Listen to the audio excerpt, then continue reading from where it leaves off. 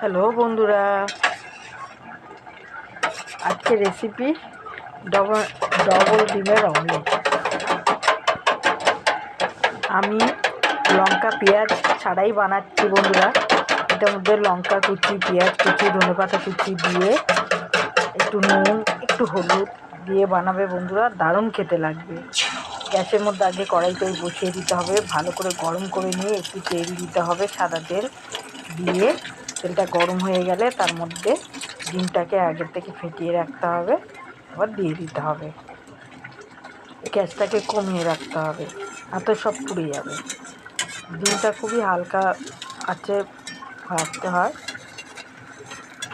আমার ছেলে লঙ্কা পেঁয়াজ দেওয়া ডিম খায় না, ওর জন্য প্লেন সবসময় বানাতে হয়।